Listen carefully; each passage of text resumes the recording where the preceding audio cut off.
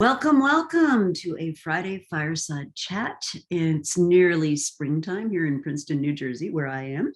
And my guest this week is Roger Martin, an old friend, a colleague, a sometimes intellectual sparring partner, and a consultant to CEOs, former dean of the Rotman School, many, many other accolades. And he's got a brand new book out called A New Way to Think, which is the brainchild, as I understand, of one of our mutual friends, David Champion at HBR, who really is just brilliant. I mean, he's just brilliant, and he really has his finger on the pulse of so much of what is interesting. And as I understand it, he was really the driving force behind this book coming into being. So maybe start there. How did this book come about? Yeah, sure. Yeah, he was. And for those of you who don't know, he's a senior editor at HBR, and is an interesting gig, doesn't he? He's a senior editor at HBR living in Fontainebleau. So he lives in Fontainebleau, France, which I think is smart of HBR, and it's also fun for David. So he's been my senior editor for the last 20 articles that I've done for Harvard Business Review. And we did one together called The One Thing You Need to Know About M&A. And he was more excited about it than I was, but he was right. It ended up being useful and well-read. And so we did some more One Thing articles together, one thing on capital allocation, one thing about functional strategy. And he finally said, we should do a book on this. So you're right, the idea came from him. And what we realized is that actually my articles have a common theme in many of them, which is they are of the form of, here's a model that is typically in use, if not dominantly in use. Here's why it doesn't produce what the people using it wish it did. And here's an alternative approach, right? Mm-hmm. So we have a model that says, oh, if you want to get shareholder value maximization, you should give your executives, your CEO, lots of stock-based compensation. If you look at the track record on that, it doesn't actually have a positive impact on shareholder value, as I'm telling you something you don't know. And here's a different model. Mm-hmm. And so we said, why don't we make the book about that theme, which is could we think differently, a new way about this particular aspect of business? And if so, what would that way be? So he was a wonderful instigator and collaborator on this one. Yeah, he's been edited a fair number of my articles too, and I didn't actually know that, Rita. That is great. I've got one cooking with him right now, which I'm writing with Ram Sharan on organizational structure, so that'll be fun. But right in the front of the book, our mutual friend Tom Peters says, "Oh, I pay 110 times the value of the book just to get the table of contents," because one of the things that's cool about it is you lay out in the table of contents, like, here's the thing we all believe, and then here's the thing you might want to think differently about, which I think is great. So many books you have to really do a lot of work to get to the essence of what the thing actually is. So, yes. So the lead can be buried, as they say in journalism. Yeah, very much. So let's take some of the topics. Sure. And I think the first one that I think is super interesting is a really different way of thinking about how being a corporation eventually leads to customer advantage at the front lines. And you make the point that each level, each layer has to add value. Yes. And if it doesn't, what you're essentially doing is undermining the competitiveness of your business. And that's a little counterintuitive, right? And the part that really caught my eye was this idea that, well, so there's this auto executive, right? Then every 6 months he gets a new car and it's washed for him and it's gassed up for him and anything that's broken is fixed for him. And you kind of lose the plot line. Yes. Yeah. You certainly don't understand much about the car acquisition purchase, how good or miserable experience it is in the dealership. You don't know anything about the car repair process. You sort of don't care about durability because you get a new one every 6 months, and so that would be kind of what happens when you're sort of thinking, my job in this big corporation is coordinating and controlling, right? I've got to make sure all those businesses down below kind of do what they're supposed to do. and it's not like, as with all the models, I say they don't work so well. It's not stupid. I mean, somebody does have to coordinate and control and have some sort of impact of that. But if it takes over as your dominant theme, I work for you, and so you, Rita, think your relationship with me is you coordinate and control me. You forget about the help part, and I think the best companies implicitly have that as the model, the coal face, right? As you're chipping coal at the coal face. That the coal face is where the organization interfaces with the customer. And as I say in the book, I don't think there's that many people who buy Dasani or Aquafina because they come from Coca-Cola or PepsiCo, right? They buy it because they like that bottled water, and it's available to them in whatever outlet they happen to be in. So the idea that Coca-Cola should say, well, we have to make sure we control what the Dasani people do, because they're part of us, and so people will buy because they're part of us. No. At the coalface, customers say, is it better? Mm-hmm. So what are you doing as Coca-Cola to make it better? What are you doing to make Powerade better, or PepsiCo? What are you doing to make Gatorade better? Are you providing something to them that they couldn't get on their own? Maybe you're providing to them cheaper advertising rates because you've advertising scale. Okay, that's good, because if they can advertise more because they're part of you and they get more bang for the buck in advertising, that's good. If you can get distribution for them cheaper than they could otherwise, that's good. But you should focus first and foremost on that, and focus on that for every layer. Mm-hmm. I mean, you've watched during your career, as I have, lots of delayering happening in corporations. I like a lot of it, but I don't love the rationale. It's sort of, well, we got to cut costs, so could we take out a layer? It's more what I'd rather have the decision making being is, does this layer help the layer below be more competitive at the coal face or not? Mm-hmm. Mm-hmm. And if you're sort of saying, well, I don't know, get rid of it, because one thing for sure, that layer costs something, and those costs have to be allocated to somebody, the coal face. I mean, I'm sure you've talked to a million managers who are snarly about the allocated corporate costs that come down, and you're going to make them less flexible. Mm-hmm. If they're competing against somebody who's only in the business in question that they're competing with, they can make decisions quickly. They don't have to ask anybody. So it's a way of pairing things that I think is more intelligent than, our costs are too high, let's chop a layer. Mm-hmm. We keep layers that can demonstrably add more value to the layer before than they cost, and we simply get rid of entirely layers that there is no theory or even argument for how it is they create extra value.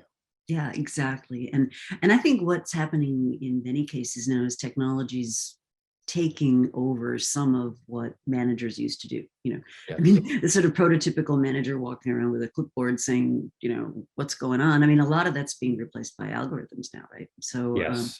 Not always for the good, I would add. Right. So I was talking to Christopher Mims, who's the technology columnist for the Wall Street Journal, and he writes the kind of future of everything. Yep. Column, and we were looking at the whole question of global supply chains, which I know you've written about extensively. And more is not better, optimization is not always good, and algorithms do not hold all wisdom. But at the same time, a lot of that sort of work that human beings were spending a lot of time on isn't really necessary in many cases now. Yep. So and on some of that, the computers just are more reliable, and they do it better. So, though you're absolutely right, you got to figure out where something can be reduced. This is back to my design a business book. Where can something be reduced to an algorithm? Then you should computerize it. Where it's a judgment call, careful. Absolutely. So let's Yeah. come back to customers though, because I think that's Yeah. such a fascinating kind of end of the story. I mean, and it really is a theme throughout the whole book, right? Why Yes. serving shareholders doesn't actually win for shareholders, and Yes. things about you talk about cumulative advantage, which I've always thought was a fascinating concept, and goes right back to, in theory, we have the resource-based view of the firm and how there's these time-dependent factors that come in, and the power of habit. Yes. So maybe you could Yes. expand on that a bit, because I think that's Sure. counterintuitive to a lot of people. And a lot of people, I think buying behavior is all about the latest shiny object, right? And Yes. you kind of make the counteroffer. Yes. And also people they think there's two things that I think are mistaken, that buying is about the shiny object, and that loyalty is this conscious thing called loyalty is the most important thing. And Fred Reichold is a friend of mine, NPS. He's, and we've had I've been on his podcast about this, which is, I think his principle is correct, but the driver behind it is a little bit different than perhaps is imagined.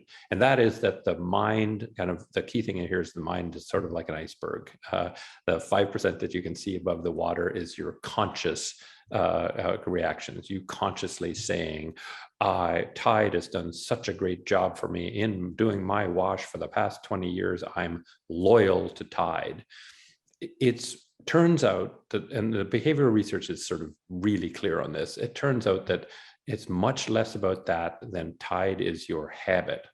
And when you walk down the aisle and to buy a detergent, it's almost as though your subconscious is screaming at you, Rita, you know what we do now, right?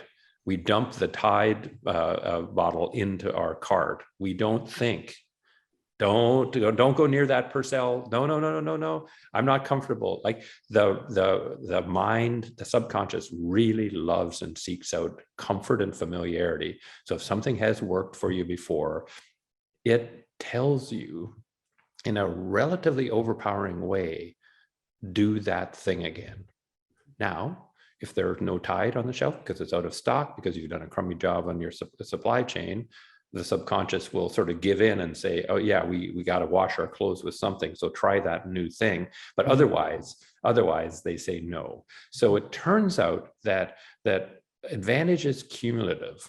All right, if I have gotten you in a habit of buying the same thing over and over. I do work for Ford Motor Company, and it's almost as though F-150 drivers at a certain point in the cycle of the vehicle almost just sort of can't prevent themselves from walking into the Ford dealership and saying, I want another one of those, because it's a habit. They don't say, now I have to think back, I think here, should I buy a Ram or a Silverado or a Tundra? It's sort of like, no, you have that cumulative advantage. Mm-hmm. And why that's important is that companies can break those things up in ways. I don't know if it irritates the hell out of you too, Rita, but I have my favorite apps, right? And every once in a while, the clever people at the app will do a quote refresh that puts all the buttons in different places and the navigation differently, and it's all for my benefit, right? And I absolutely hate it. And so the last time, so I always used to use cbssports.com. That was my go-to sports app. The last time they did a major upgrade, I think my subconscious was so mad because I could no longer navigate easy. I had to learn it. I said, okay, time out. Now's the time for me to reassess all the sports app and pick the one that I want to go with. And so now you will see on my home screen, ESPN.com. So they lost me while they were trying to serve me better by interrupting my habit. Does that mean you should never refresh your software? No, but I would argue that you should do it in 10 little steps rather than one big one. Right.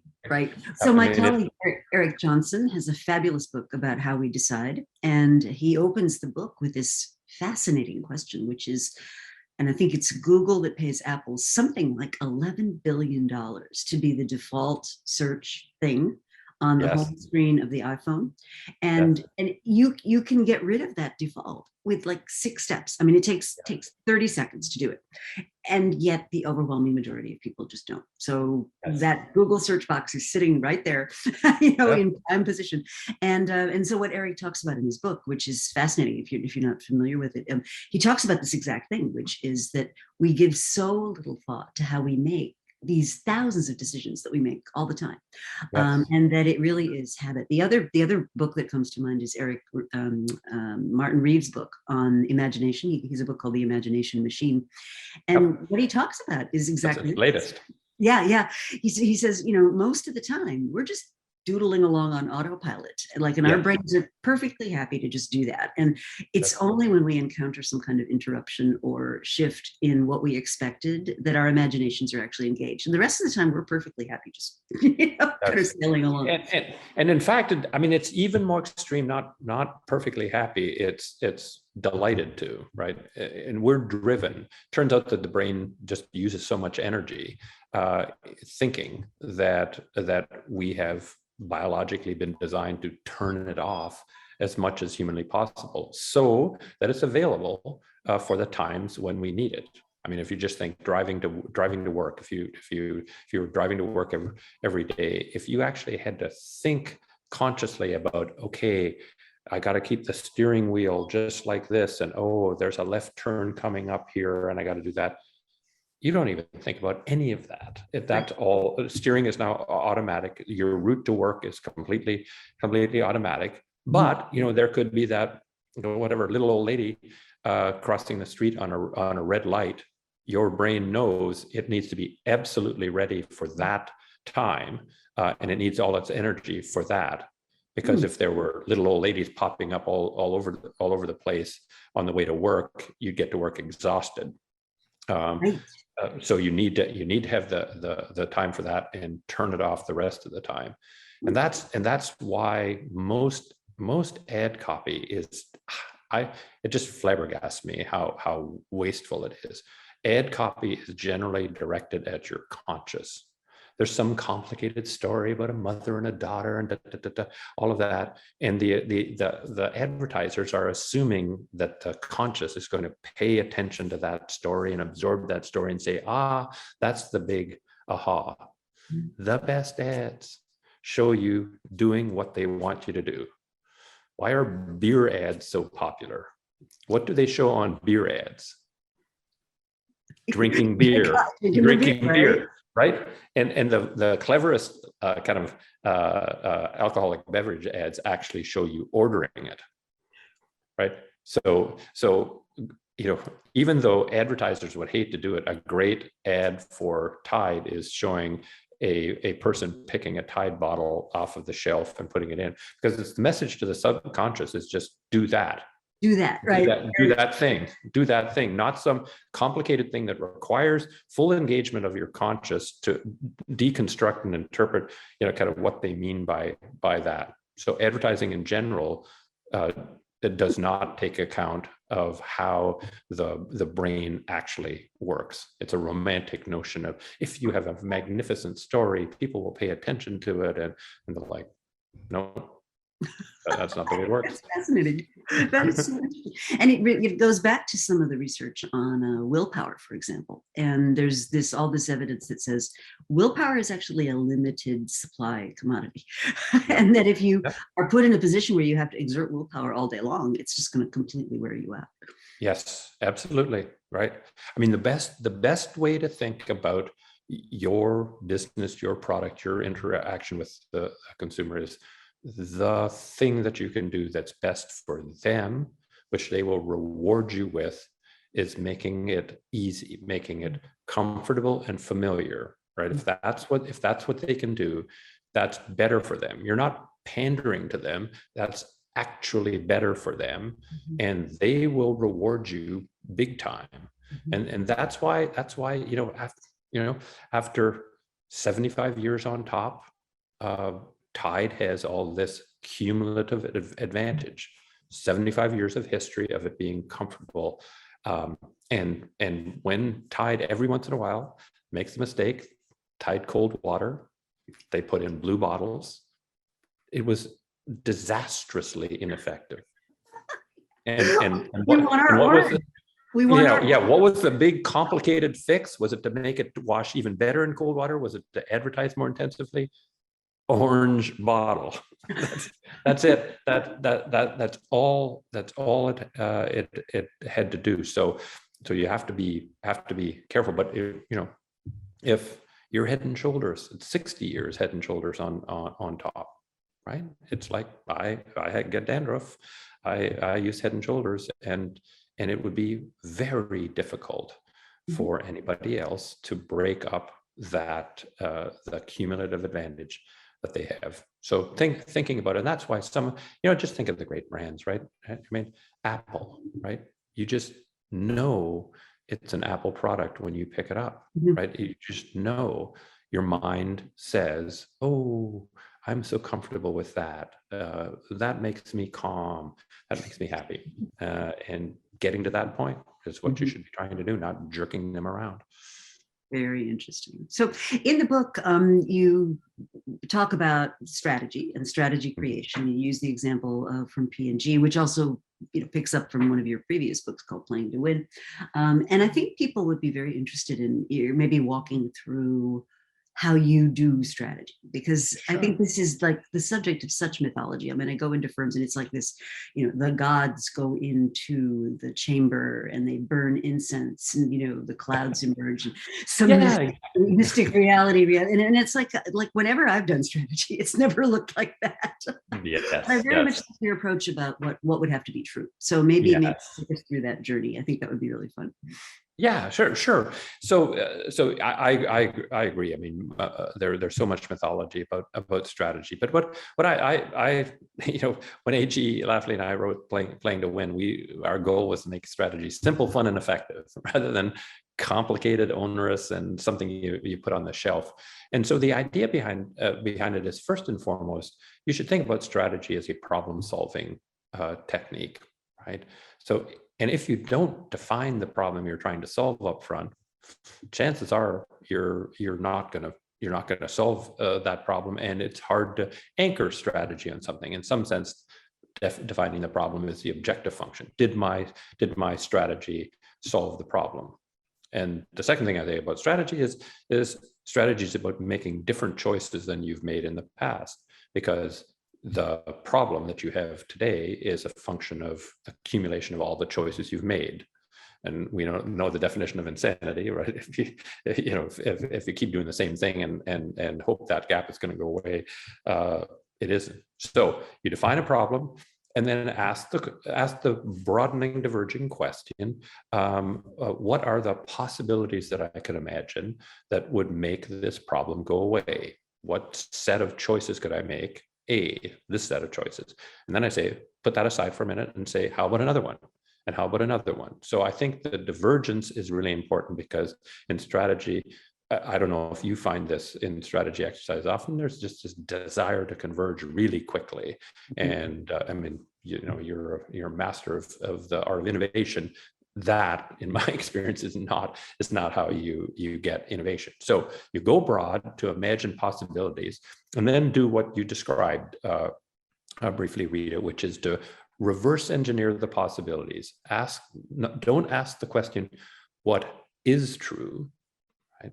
Because most great strategies make something true that isn't currently true. So if you ask, is this true now, you'll eliminate things. So ask, what would have to be true about the industry, about our customers, about our capabilities, about our cost structure, about competitors? What would have to be true for A to be a great idea? And you put that aside and ask, what would have to be true for B, for C, for D? And then you've got essentially the logic structure of strategy. These things would have to be true for that to be a good idea. Then you can turn around and have the management team that's going to have to choose and commit to one of those, to ask the question, of all the things that would have to be true, which are we most worried about are not true now? Oh, we're not sure that the distribution channel would go for that. we're not sure that the competitors wouldn't come and immediately and successfully attack us. If you do that, those are what I call the barriers to choice, because you tend to not make a choice if there's something that would have to be true that you're worried about is not true.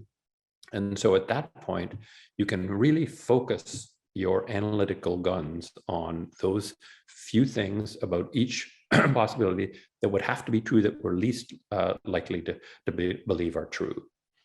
This is different from most strategy where you do that analysis up front. You say, let's do a SWOT analysis. Let's collect a bunch of data and everything. And what I find about that is it gets you analysis that's sort of a mile wide and an inch deep. And that almost never is sort of declarative. It doesn't help you. What I want is analysis that's an inch wide and a mile deep, because we know exactly what the problem is. Will customers, or will the distribution channel, as in the case that I do in the article, Olay, we're going to transform oil of Olay to Olay, and it's going to be masstige. It's going to look and feel like you're in a Sephora or in a Bloomingdale's first floor. But boy, will the distribution channel, will the retailers go for this or not? Don't know about that. But if that's your question, then you can do as P&G did, is go to Target and say, can we do an experiment with you? We'll partially fund it. Can we do a trial where we set this up and see whether you actually get a big boost in your sales per square foot and the gross margin dollars you earn, blah, blah, blah, blah, blah. And sure enough, you can convince yourself by that experiment that that's not something we need to worry about. We can check that box off and feel more confident in it. So it enables you to do stuff that's really pointed exactly at overcoming that barrier to you choosing. So that in the end, what you want to hope is that the choice is easy at the end, rather than you have to go with all your strategy analysis to an offsite and fight over, should we do A or B or whatever. It's sort of like, hey, this is obvious. This is a no-brainer. So that's what would have to be true is a more important question than what is true. What is true is the dominant question that's asked in strategy, and I don't think it's helpful. Well, and the other thing that I think we all struggle with is uncertainty, right? And what you've just outlined to me is very consistent with the work I do in the innovation space, which is, you're always dealing with vast numbers of assumptions you have to make relative to knowledge that you have. And the amount of human breath that gets wasted about arguing about whether the number is 72 or 53 or 24 is ridiculous. It's like, go out and do an experiment. You're operating without any information at all here. And so it's really kind of futile. Sometimes I get very frustrated with companies that are like, and by the way, making a decision fact-free and going for it is often much more expensive and much more prone to real failure than doing a cheap experiment that can teach you something. Absolutely. No, and there is sort of this, I don't know if you find it, but there's sort of a technocratic view of strategy, right? Which is that strategy has got to be right. We have to be sure. We can plan for it. And I don't know if you're finding this these days, Rita, but I'm finding there's lots of people these days are sort of discouraged by the combination of COVID and now Ukraine. Sort of like, there's so much uncertainty. Why bother even trying? And I sort of think that's sort of the technocrat's view. If you can't have it be perfect, don't do it at all.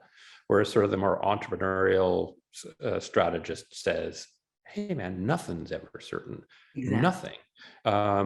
All you can do is try and shorten your odds. And that's what I think of strategy is doing, is if the odds of success, if you just randomly did stuff, was 100 to 1, if you could bring that down to 7 to 4, it's worth doing it. But never fool yourself into thinking it's certain. Because if you do, in my experience, if you do, you take your eye off the learning ball, right? Like, even if your strategy is quite good, you still have to tweak it and modify it and adjust it. I don't know if you know Bill Buxton. He's the guy who sort of brought the world multi-touch, the ability to play, expand his screen, whatever. He wrote a great book on design, where he had a sarcastically kind of named chapter on the instant success of the iPod, because everybody thinks it was it was an instant success. And he shows the 4 major design generations that went through after launch to become the thing we now think of iconically as the iPod. Mm-hmm. And his view is that one of the geniuses of Steve Jobs was he didn't fall in love, even though people think otherwise of him. He didn't fall in love with it. The first iPod had a bunch of good things about it, but it wasn't yet sort of the perfect icon that it is now. And that took 4 iterations. So I think if you think that you can achieve perfection, then you won't be asking yourself, kind of, what about this thing that customers seem to kind of like could make it just superb? Yeah, even better. Yeah. I mean, Tony Fadell, who is one of the fathers of the iPod, used to get up and give a talk, and he's a real builder, right? I mean, he's he's not as much of a brand name as you would expect him to be, but he's got a new book coming out, and I think it's called Build. Oh, okay. But he'll give a TED talk and talk about all the things he worked on that never worked out. So he had the concept, for example, for an iPod a long time ago, but we didn't have fast internet, and we didn't have wireless, and we didn't have the ability to update firmware, and we didn't, all these things that would be needed to create a complete product. He worked on General Magic on this thing that was an iPhone, like decades before we had any of the supporting technologies. And so his story of just how they went through so many things that didn't work out to finally get to a place where one did was really kind of dramatic. The other thing on strategy that, and speaking of the Ukraine, I did a seminar for the business school of the Catholic University of Ukraine. I thought, well, they said, would I be willing to do that? I said, of course. I mean, that's the least I can do. And one of the things I opened up with is a very famous story in strategy. It was popularized by Karl Weick, but I'm told it was written by somebody else a long time ago, about the First World War in the Hungarian Alps. And this scouting mission was sent out by a young officer, and it immediately began to snow, and it snowed for days, and the scouts didn't come home, and everybody thought they were lost, and they thought it was terrible. And then after the 3rd day, the scouting party turns up, and everybody's super relieved, and this is great. And then they asked, well, how did you do this? How did you survive this storm? And they said, well, we were about to give up. We thought we were lost, but then one of us found a map in his pocket. And we thought, with this map, we'll be able to find our way home. And so they used this map, and he said, we used it. We settled down for the night. We gave ourselves the ability to sort of calm down. And using this map, we got here, and here we are. And so the general who sent these people out sort of, well, could I have a look at that map? And it turns out it was not a map of the Alps at all. It was a map of the Pyrenees. Oh, wow. But I think there's a fundamental truth there, which is, if you're in a terribly uncertain, highly, unknowable kind of context, having a map of some kind is better than nothing, right? Nothing at all. Yeah. No, I think that's right. I think that's right. And then to me, the attitude is clear, right? Again, or is so important, right? If your attitude is, if we try something and it fails, we're stuck, right? What's the poor boy to do? No, you keep trying. And this is where I think, I don't know if you feel this way, but for me, actually, in strategy, Carol Dweck's book, actually, even though it in some sense had nothing to do with strategy, almost has everything to do with strategy, because you can have a fixed mindset when it comes to strategy, or a growth mindset when it comes to strategy. And the growth mindset says, well, it doesn't work yet. That's because we haven't tried. We haven't tried it. Whereas the fixed mindset says it doesn't work, and then we need to dump it. I mean, 2 of the fun non-strategy books that I think that have been written in the last 10-ish years, I guess, that really apply and the other is Angela Duckworth, Grit. Right. I think if you ask the question, what do you need to have great strategy? I think you need grit and a growth mindset as your sort of mental frame to then do strategy in the most useful way. I totally agree. Totally agree.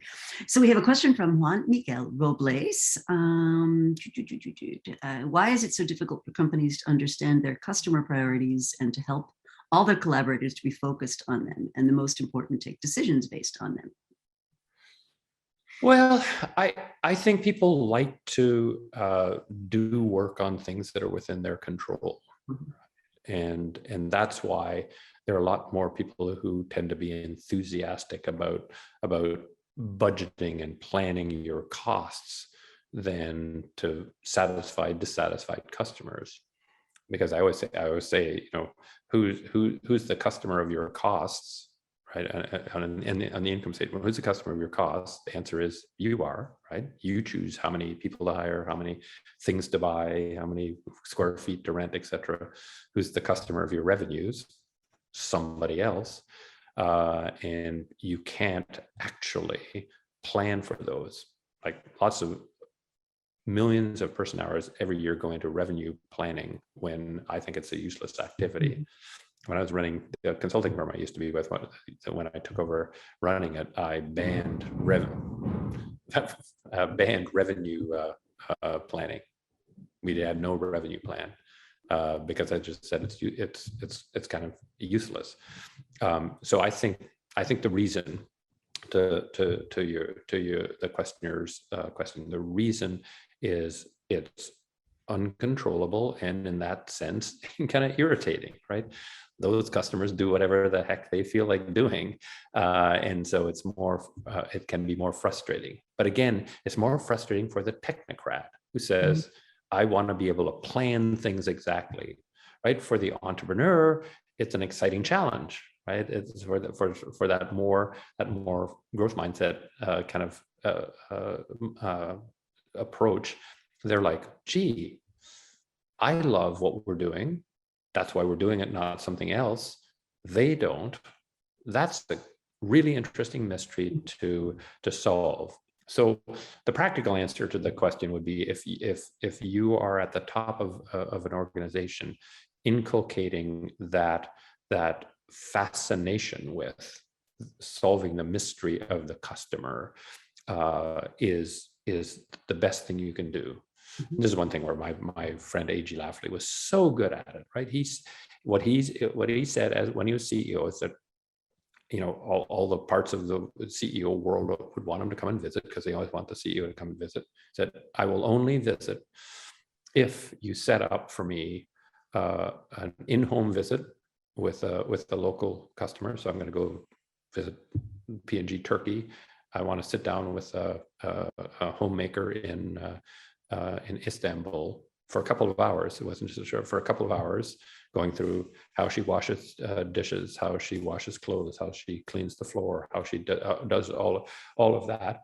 And I need to do multiple store checks. I want to walk a few of our retailers. What an awesome signal that is, right? It's sort of like, I'm endlessly fascinated. I'm the CEO.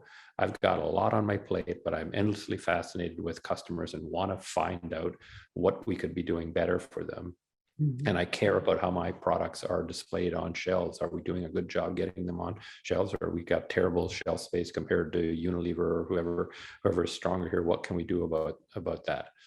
So if you're the CEO and you're doing that, what excuse could the head of Turkey have for not doing that? I'm busier than Lafley? No, right? And so you'll do that, and then the people working for you, am I busier than the CEO of my country operation? No.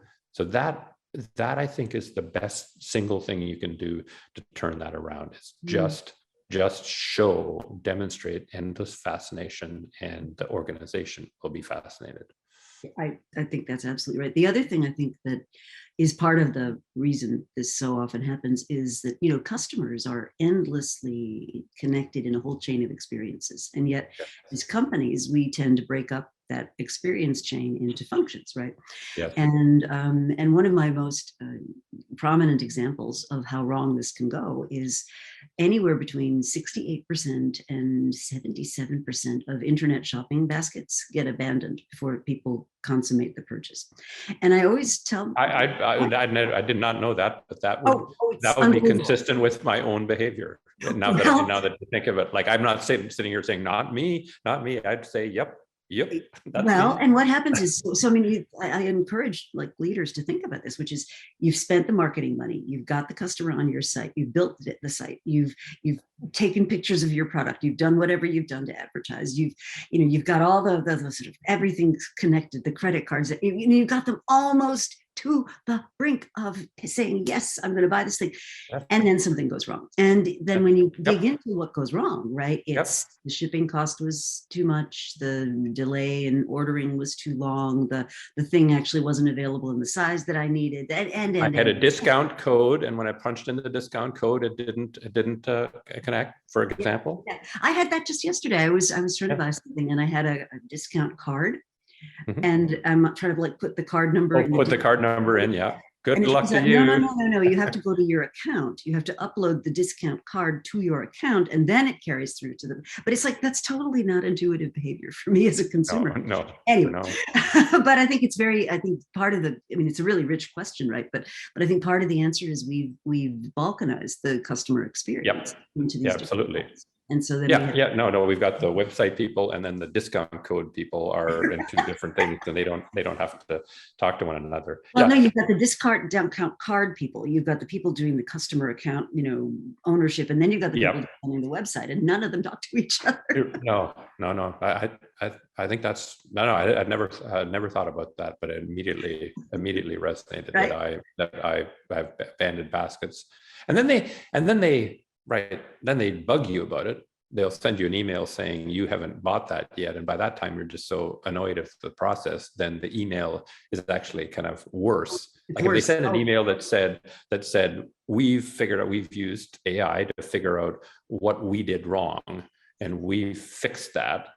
I bet I would click and buy, but it's more, no, come back and do the thing that frustrated you enough to drop it is generally the approach, I think. Or you buy a thing that you buy like every 5 years, and you buy one of them, and then they come back and advertise more of them to you. And I'm like, who in life buys mattresses more than twice more than once every 5 or 10 years, right? So before we run out of time, I did want to kind of pick up from the book. So the book, by the way, is A New Way to Think, just out, Harvard Business School Press. Well worth reading, very digestible. I mean, and I think one of your reviewers says it's kind of like sitting down and having a series of conversations, which is a good way to describe it, I think. But I mean, in your previous book, When More Is Not Better, we've talked about some of the imperfections of capitalism as we currently have expressed it. And I think since the last time we spoke, it's gotten worse, right? I mean, we've got the horrible situation in the Ukraine, the pandemic just kind of grinding on, inequality not getting better, stock buybacks kind of all-time high. Do you see sort of some kind of turning point in all this when we might move towards a more, I don't know what you want to call it, more just sort of form of capitalism? Yeah, I mean, I think it's a tough one, but I guess, I mean, you know me well enough, Rita, to know I am a long-term optimist, and this book, in some sense, is a reflection of that optimism. Like, I recognize that I'm taking on a bunch of models that have been ensconced for years, if not decades, but I tend to believe that they do reach a kind of a tipping point. I mean, this is back to the structure of scientific revolutions, right? Which is that enough anomalies start to show up that finally somebody challenges the model, and I think that's happened on the environment.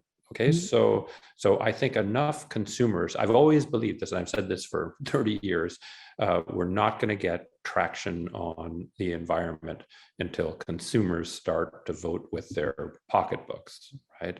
When they start voting, then the companies are going to say, I gotta start changing. That's happening.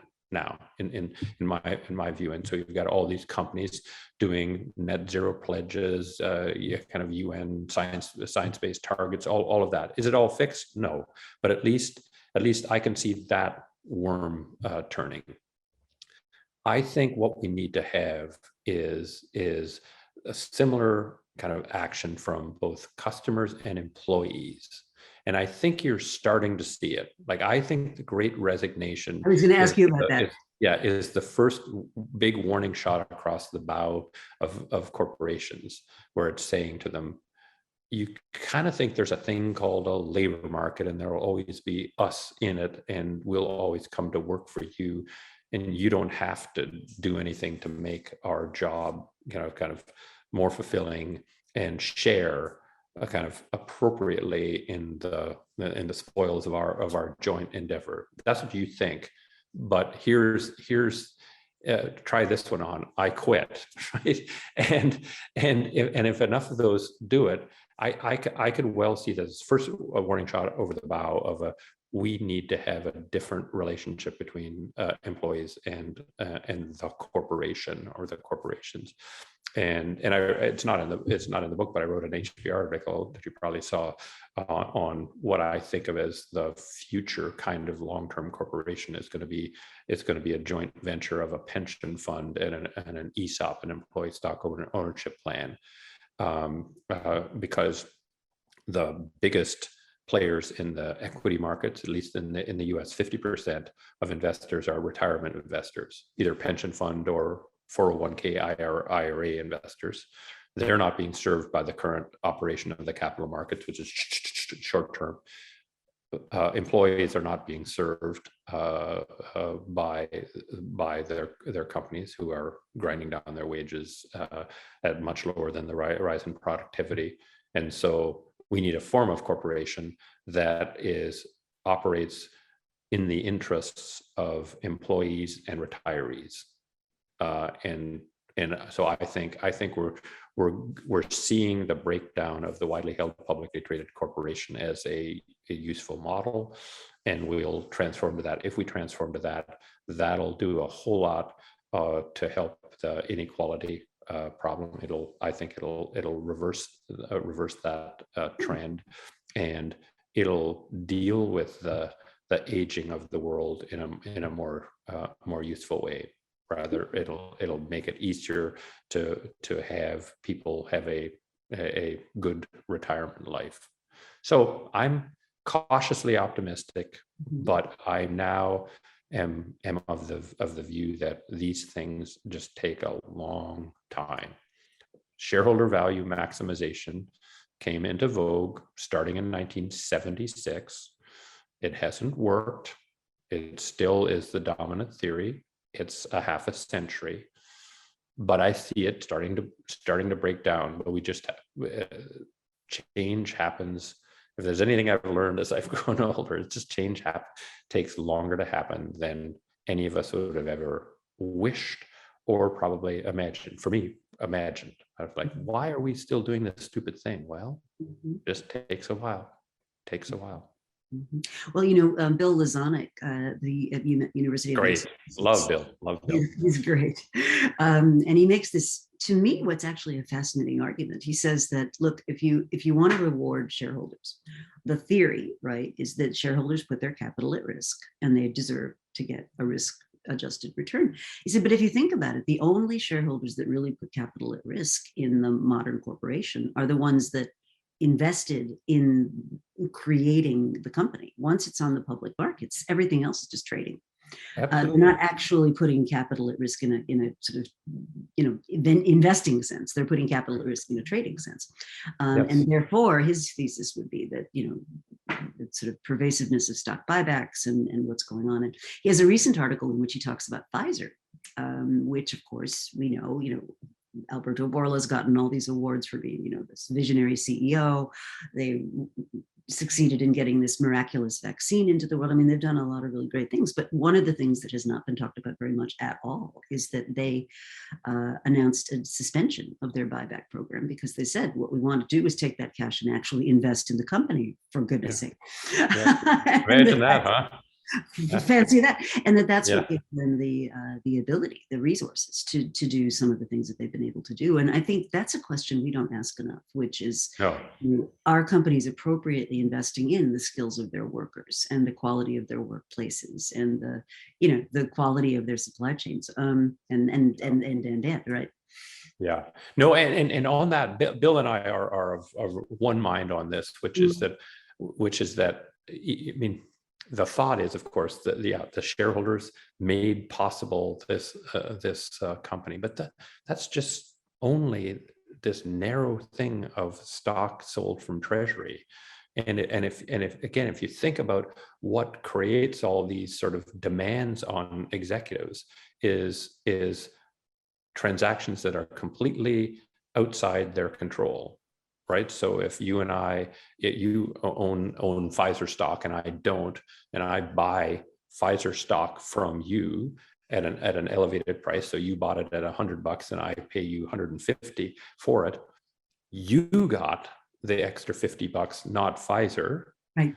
But Pfizer, then in the modern way the world works, they take on the obligation of earning a return on my 150, right? Even though they had nothing to do with it, they couldn't stop what you did. For what it's worth, my view on that is that CEOs have to take more responsibility for managing their stock price, right? Which is think about it, Rita. If the CEO doesn't know more about what the company is worth than outside investors, that's prima facie evidence that he or she should be fired, right? So they should know the most about the future prospects of the company. So I think, again, if I were CEO of a publicly traded company, I would declare, I know more about what this company is worth than anybody else.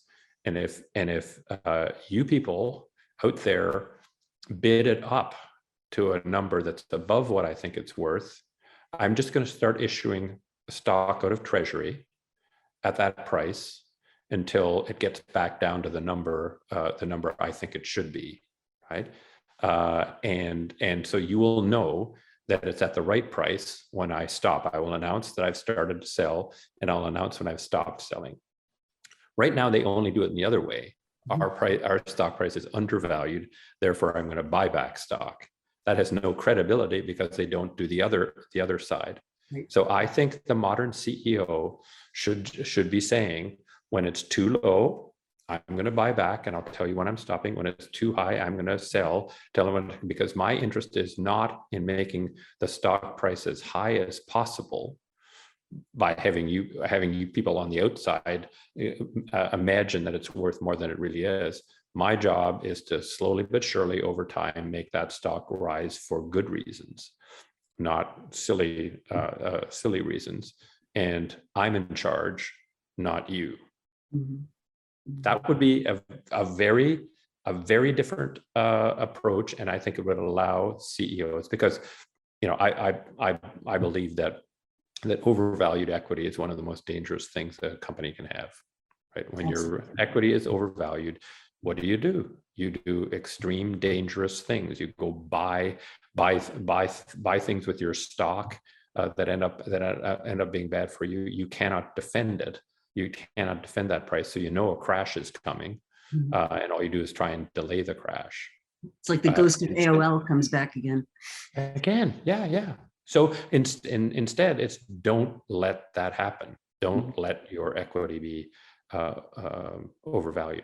Like I tell all the CEOs I work with, the best thing that you can do for the company is have the stock price appreciate very slowly over your time as CEO. If you do things that are perceived as so wonderful that it jerks your stock price up. So if you want to be CEO for 10 years, you'll be better off and the company will be better off if the stock price goes up 10% a year for 10 years and it's double what it was. It is terrible for the company if it goes up 100, doubles in your first year and then stays flat for 9 years.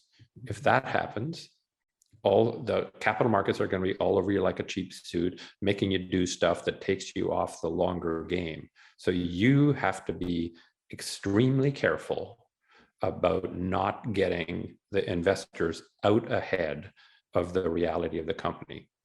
That's hard. It right? is. It is. And it requires the ability to be very candid, Mm-hmm. and, Absolutely. and not all CEOs are comfortable doing that. I agree. So one last thing to sort of think about is we're hearing a lot of buzz now about the end of globalization and the relocalization of supply chains. And, I know a fair number of senior executives who are asking questions like, tell me how exposed we are to the risk of a disruption of supply from China. Just run those numbers for me. Do you see that I mean, when I was doing my PhD, the perception was globalization is a one-way street. Like we're going towards globalization inevitably. And I think what we're seeing now, and I've talked to a lot of people who have, employees in Russia, employees in the Ukraine, talking about, maybe we need to rethink some of those assumptions. I would agree entirely. And if for anybody who's interested in that, I highly recommend the work of Denny Rodrigue, who is actually my class at undergrad, who is now a Harvard Kennedy School professor and has been a globalization skeptic for at least 15, maybe 20 years, and just writes really thoughtful, good things about what you can and cannot optimize in a globalized world. So I have been a proponent of his work for a while, and I think globalization is going to be rolled back substantially.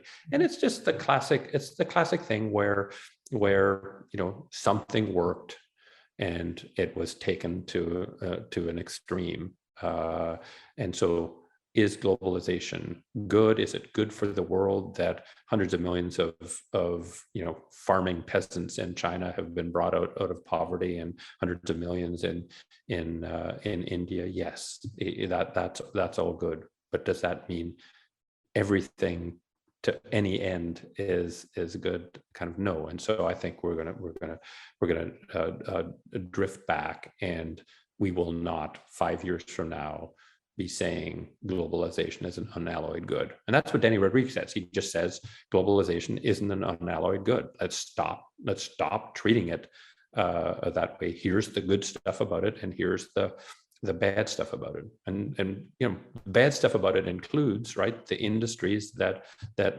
are most kind of affected by the opening of trade in a given country. The wages in those industries never come back. Never. Right. So it's not like, oh, there's a little blip and then they come back. They never come back. And so what happened was globalization got treated as an economic issue, and it's a political issue, right? If you have a whole bunch of people hurt by it and other people helped by it, it's not as though the hurt people just sit on their hands forever and say, isn't that too bad? They raise their voices. Then you have disruptions like COVID that show, some of the unalloyed good things about it, like it doesn't matter that it's on a ship for 6 weeks and the ships are lining up in Long Beach for longer and longer. That's okay. That'll work out fine. No, it doesn't work out fine. And you probably know, because he writes all sorts of books and is a cool guy, George Stock. From BTG, right, time-based competition, among other things. He showed me an analysis he did, because he analyzes every weird thing about the increases in port capacity in China. This was 10 years ago. Here are the increases in port capacity in China over the next 10 years. And here's the increase in port capacity along the entire west coast of North and South America. And the difference was 20-1. So they're putting in 20 times as much capacity as the Americans, North and South Americans, are putting in. So where is this stuff going to be offloaded? And the answer is, it's one of those situations where there's nobody coordinating the game. Right. Each person building a port is saying fine, and everybody over here is saying, I'm doing my thing. But the equation doesn't clear. So he said, we're going to have an impossible situation. So it's like one of those things where if you just say, this is all good, just go do it to the extreme. Back to my last book, more is not better. More is not better. Some kind of in between is typically better. So that would be, but I would bet my bottom dollar on globalization being less evolved 10 years from now than it is today. Yeah, I would agree. Well, this has just flown by.